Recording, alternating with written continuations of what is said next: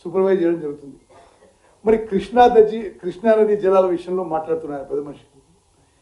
నేను ఇలా షార్ట్గా చెప్తున్నా, రేపు మొత్తం అంకెలు, డేట్స్, ఫిగర్స్ మరి అన్నిటితో రేపు విడుదల చేస్తే లేట్ అయిపోయిందని.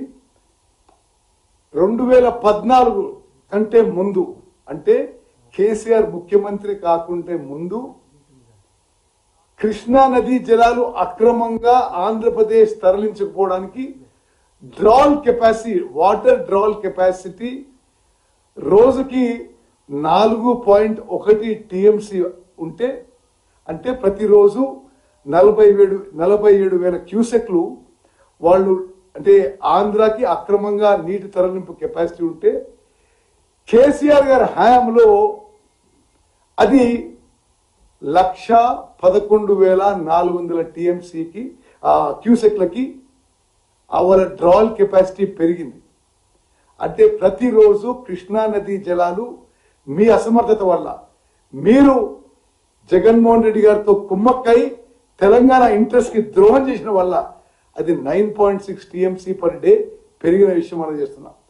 మేము అధికారులు వచ్చిన తర్వాత ఇది చాలా ఒక సంతృప్తితో ఒక మరి సాటిస్ఫాక్షన్ తెలియజేస్తున్నాం. మేము వచ్చిన తర్వాత మీరు జగన్మోహన్ రెడ్డి గారు కలిసి తెలంగాణ మోసం చేయడానికి, ద్రోహం చేయడానికి మిమ్మల్ని అపెక్స్ కౌన్సిల్ మీటింగ్ పిలిస్తే ఆ డేట్ పోస్ట్పోన్ చేసుకుని రాయలసీమ లిఫ్టిగేషన్ టెండర్స్ కి దోహదపడ్డ మీరు మా మీద నిందలేసేది. మేము అధికారంలో వచ్చిన తర్వాత రాయలసీమ లిఫ్టిగేషన్ స్కీమ్ పనులు ఆఫీసులోని గంటాపదంగా మనం చేస్తున్నా. 3 TMC per day Rayalaseema lift irrigation scheme పనులని ఆపించిన ఘనత ముఖ్యమంత్రి రేవంత్ రెడ్డి గారి ప్రభుత్వం చెప్పి నేను ఈరోజు మీడియా మిత్రులకు మనం చేస్తున్నా. ఇది చాలా పెద్ద విషయం చెప్పి కూడా నేను మనం చేస్తున్నా. అంటే కేసీఆర్ గారి హయాంలో ఆయన ఆశీస్సులతో జగన్మోహన్ రెడ్డి గారు రాయలసీమ లిఫ్ట్ ఇరిగేషన్ స్కీమ్ పనులు మొదలు పెట్టుకుంటే, అంటే శ్రీశైలం బాటం నుంచి లోయెస్ట్ లెవెల్ నుంచి per day 3 TMC per day తీసుకుపోయే రాయలసీమ లిఫ్ట్ ఇరిగేషన్ స్కీమ్ ని మా ప్రభుత్వం వచ్చిన తర్వాత ముఖ్యమంత్రి రేవంత్ రెడ్డి గారి నాయకత్వంలో రాయలసీమ లిఫ్ట్ ఇరిగేషన్ స్కీమ్ పనులు ఆపించినామని చెప్పి మేము ఈరోజు తెలంగాణ ప్రజలకు తెలియజేస్తున్నాం. మా సిన్సియారిటీ కమిట్మెంట్ మీద మీరు ఈ విధమైన తప్పుడు ప్రచారం, మోసపూరిత ప్రచారం చేయకూడదని చెప్పి నేను మనం చేస్తున్నాం. అదేవిధంగా నేను ఈ అంకెలు రేపు ఇంకా వివరంగా రిలీజ్ చేస్తా. తెలంగాణ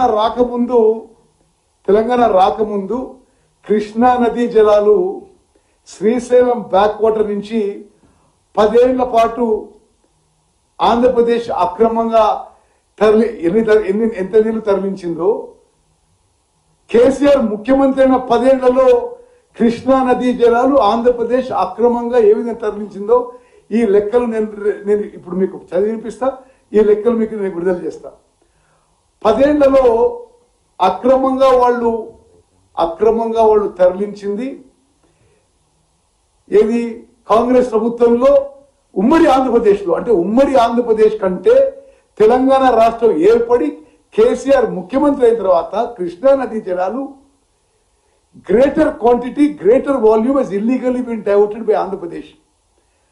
2004 నుంచి 2014 వరకు 727 టీఎంసీల నీళ్లు ఆంధ్రప్రదేశ్ అక్రమంగా శ్రీశైలం బ్యాక్ వాటర్ నుంచి తరలించకపోతే,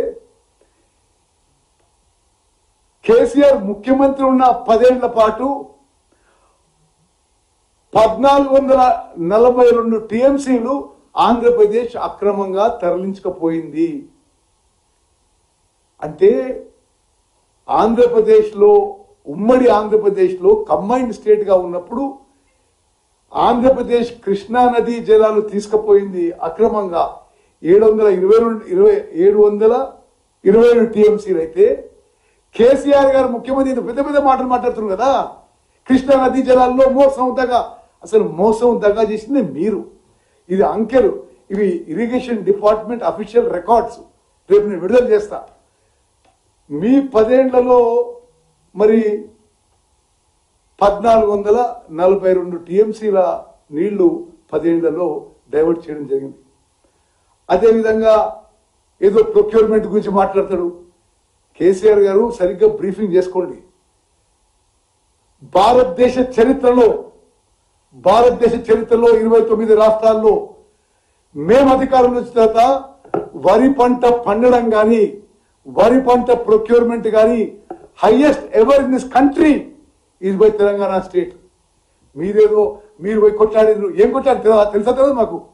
మరి నరేంద్ర మోదీ గారితో మీరు కుమ్మక్కై వాడు రాష్ట్రపతి ఎన్నికల్లో వాళ్ళకు ఓటేసి, ఉపరాష్ట్రపతి ఎన్నికల్లో వాళ్ళకు ఓటేసి, అన్ని విధాలుగా మీరు హలాయి బలై ఉండి మా మీద నిందలు మోపడైందండి. ఇది చాలా స్పష్టంగా చెప్తున్నా. మరి కృష్ణా నదీ జలాల విషయంలో, గోదావరి నదీ జలాల విషయంలో ప్రస్తుతం ఉన్న కాంగ్రెస్ ప్రభుత్వం ఒక్క చుక్క నీటికి మరి డైవర్ట్ కావడానికి కూడా వీలు కాకుండా పోరాటం చేస్తున్నాము. ఏదో నల్లమల్ల సాగర్ అంటారు మీరు, పోలవరం నల్లమల్ల సాగరు, కానీ అంతకుముందు దాని పేరున్న పోలవరం బంకచెర్ల ప్రాజెక్ట్ మీద పోరాడింది మేము. అసలు మీరు ఇక్కడ కూర్చొని ప్రెస్ మీట్ పెట్టి మాట్లాడుతున్నారు. మీరు రాయలసీమగా కట్టినప్పుడే మాట్లాడలే, పోతిరెడ్డి ఆ ఎక్స్పాన్షన్ మీ టైంలో అయితే ఏం మాట్లాడలే. మేము అన్ని స్థాయిలో మరి కేంద్ర ప్రభుత్వంతో పోరాడుతున్నాం, సుప్రీంకోర్టులో పోరాడుతున్నాం. సుప్రీంకోర్టులో పోలవరం నల్లమల్ల సాగర్ ప్రాజెక్టు ఆపాలని రిట్ పిటిషన్ వేసింది మేము. మీరు అంతగానో మాట్లాడినరు. మీరు ఏనాడైనా మీరు పోయి అక్కడ రోజా దగ్గరనో ఇంకో దగ్గరనో గోదావరి జలాలు రాయలసీమకు తీసుకుపోతే ఓకే అంటారు, కృష్ణా నది జలాలు రాయలసీమ లిఫ్ట్ ద్వారా జగన్మోహన్ తీసుకుపోతే ఓకే అంటారు. మేము కృష్ణా నదీ జలాల విషయంలో, గోదావరి నదీ జలాల విషయంలో ప్రతి చుక్క మనకి మా హక్కుగా రావాల్సిన నీటి వాటా కోసం అన్ని స్థాయిలో పోరాడుతున్నాము. సిన్సియర్గా, కమిటెడ్గా కేంద్ర ప్రభుత్వంతో పోరాడుతున్నాము, లీగల్గా పోరాడుతున్నాము. మరి ఇంకో విషయం, అసలు నీళ్లు తక్కువ వచ్చినా ఎక్కువ